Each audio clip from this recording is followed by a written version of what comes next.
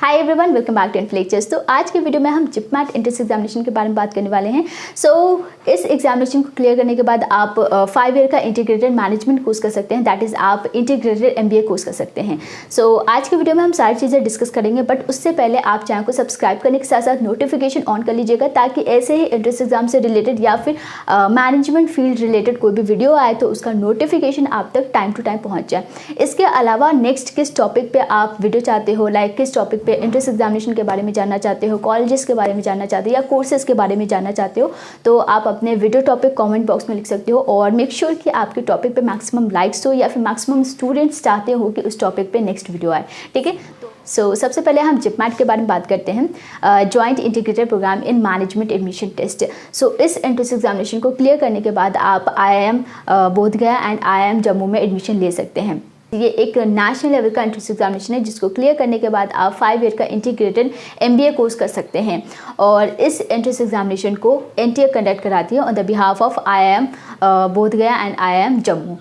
Apply कैसे करना है, तो आप NTA के ऑफिशियल साइट पे जाके वहाँ पे रजिस्ट्रेशन कर सकते हैं और वहीं पे आपको एप्लीकेशन फॉर्म फिल करना होता है। तो उसका जो लिंक है मैं डिस्क्रिप्शन में दे दूँगी, वहाँ से डायरेक्टली आप अप्लाई कर सकते हैं। और ये तभी तक एक्टिवेट रहेगा एप्लीकेशन का जो लिंक है, जब तक आपका एप्लीकेशन डेट रहेगा। 2021 का जो लास्ट डेट है वो 30 जून 2021 है, जो कि एक्सटेंड कर दिया गया था। ये 4 स्टेज का प्रोसेस है। सबसे पहले आपको पर्सनल डिटेल्स फिल करनी होती है, देन क्वालिफिकेशन डिटेल, उसके बाद डॉक्यूमेंट्स अपलोड करनी होती है एंड देन फाइनली आपको पेमेंट करनी होती है। तो पेमेंट के बाद ही आपको कंफर्मेशन फॉर्म मिलता है। और यस, इसमें जो आपका सेंटर है, आपको 4 सिटीज़ एंटर करने होते हैं अपने प्रेफरेंस वाइज, ठीक है। तो जिस भी सेंटर को आप सेलेक्ट करते हैं, आप अपने प्रेफरेंस वाइज सेलेक्ट कर सकते हैं। इसके अलावा हम एलिजिबिलिटी कंडीशन की बात करते हैं। यहाँ पे आपने क्लास 12 किसी भी स्ट्रीम से पास आउट किया है, लाइक आपने क्लास 12 कॉमर्स, साइंस, आर्ट या ह्यूमैनिटी से किया है और कम से कम 60% है, तो आप एलिजिबल हो। इसके अलावा अगर आप ST SC या EWS से बिलोंग करते हैं तो आपके लिए मिनिमम 55% है।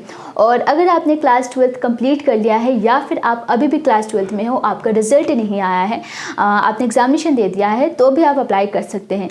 बेसिकली अगर आप 2021 में अप्लाई करना चाहते हैं तो आपने 2019 या फिर 2020 या 2021, ठीक है, इन ईयर्स में क्लास 12 एग्जामिनेशन दिया है तो आप एलिजिबल हो। इसके अलावा अगर आपने लाइक 2018 में दिया है तो आप एप्लीकेबल नहीं होंगे, ठीक है।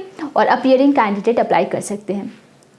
अपार्ट फ्रॉम दैट, आपने अगर क्लास 10th पास किया है 2017 या उससे पहले किया है तो आप एलिजिबल नहीं हो, लेकिन 2017 के बाद किया है तो आप एलिजिबल हो। और 10th में भी आपके कम से कम 60% होनी चाहिए और ST SC EWS के लिए मिनिमम 55% है, ठीक है। तो ये आपकी एजुकेशनल क्वालिफिकेशन है जो कि मस्ट है। अगर इससे कम परसेंटेज है तो आप अप्लाई नहीं कर सकते हैं। एंड इसके इक्विवेलेंट अगर आपने एग्जामिनेशन दिया है 12th के इक्विवेलेंट और सेम परसेंटेज का क्राइटेरिया है तो भी आप अप्लाई कर सकते हैं जिपमैट एंट्रेंस एग्जामिनेशन के लिए। एप्लीकेशन फ़ी कितनी होती है, तो अगर आप general, OBC, non creamy layer and EWS के अंडर आते हैं तो आपकी एप्लीकेशन फ़ी 2000 रुपीज़ होगी और ट्रांसजेंडर के लिए 1000 रुपीज़ होगी। इसके अलावा अगर आप SC ST या फिर PWD के अंडर आते हैं तो आपकी एप्लीकेशन फ़ी 1000 रुपीज़ होगी। जिपमैट एग्जामिनेशन पैटर्न की बात करते हैं तो ये आपका CBT मोड में होगा, that is computer based test. और ये जो एग्ज़ाम है इसमें सिर्फ और सिर्फ आप इंग्लिश लैंग्वेज में ही दे सकते हैं, तो हिंदी का कोई ऑप्शन नहीं है। अगर आपने हिंदी मीडियम से 12th किया है, स्टिल आपको इंग्लिश लैंग्वेज में ही ये एग्जामिनेशन देना होगा।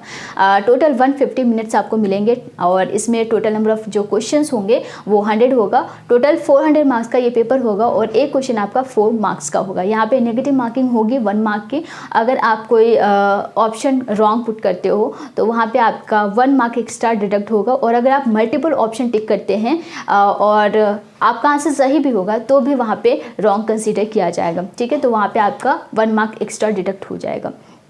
टोटल 3 सेक्शंस है, जैसे कि आप यहाँ पे देख सकते हैं। पहला है क्वांटिटेटिव एप्टीट्यूड, जिसमें टोटल 33 क्वेश्चंस होंगे 132 मार्क्स के। सेकेंड सेक्शन है data interpretation and logical reasoning, इसमें भी आपके 33 क्वेश्चंस होंगे 132 मार्क्स के। थर्ड सेक्शन है verbal ability and reading comprehension, तो इसमें आपके 34 क्वेश्चन होंगे 136 मार्क्स के। तो यहाँ पे आप देख सकते हैं 100 क्वेश्चन होंगे 400 मार्क्स के।